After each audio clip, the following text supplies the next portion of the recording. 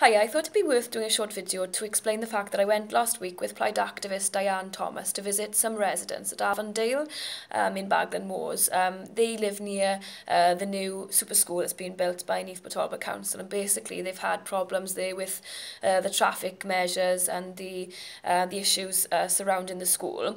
And basically I listened to all their concerns and I contacted the council's highway department immediately, and I have to say this for the record, sometimes I don't get a very good experience with the council in terms of my communication with them, but they were really helpful and rang me back 3-4 times Monday morning when I was inquiring about the issues. So I think that's a point to make.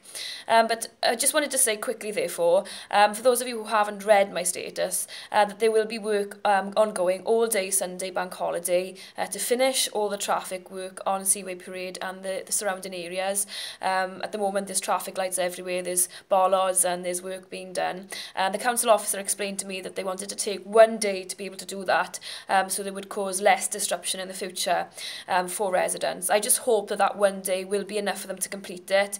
They said they've got to close the roads because they've got to put electronics through the roads for the Pelican crossing, at both ends of the road to be able to be activated.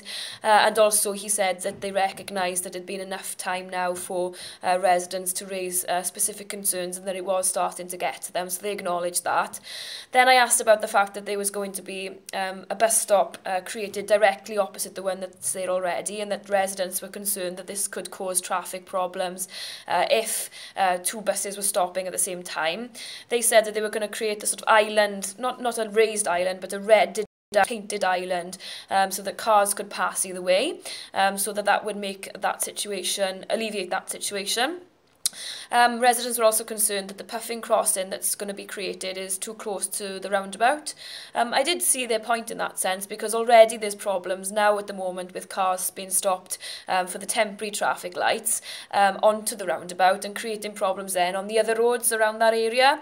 But we were told that the traffic authority agreed to this at the time that the plans went through and that it's entirely safe.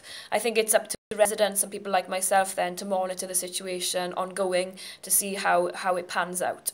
Also in relation to any ongoing issues with the schools, whether the families would start to park at Avondale to pick up children and not utilise the filter roads that they're creating. The Highways Department said that wasn't directly their responsibility at the moment, but that the PCSOs could look into it, say have special measures for just having local cars park there, or potentially we could look at residents parking. At this moment in time, it's probably best to wait and see until the school is up and running, and then I can talk to residents again. The other issue was to do with bus companies are going to be notified of all the work that's happening on Sunday, and that they're going to come back on the 20th of June to resurface the road, because that won't be done on Sunday. So like I was talking to some residents on Facebook, I think what's important is that we make sure that it is finished on Sunday, and that when they do say they're going to come back to retarmac, that we keep them to that, and that we try and make the situation better for everybody. I also raised the situation with the fact that the traffic lights seem to only come on the street, green on the street, for 3 seconds. So people were having to leave work say quarter of an hour early from Avondale, the close, because they had no time at all to get through the traffic lights. And I did see some people jump in the traffic lights, and then obviously that would create problems for cars already on the main road. That probably isn't going to be so much of an issue now that they're going to finish all the work on Sunday, but it has animated people's minds, especially because on one occasion last week all the traffic lights seemed to break down, and that it was traffic chaos around the area. So we can't have situations like that in future. So I hope that's answered many of your concerns. My issue is, as an Assembly member, I want to get stuck into all the issues that affect you in your daily lives.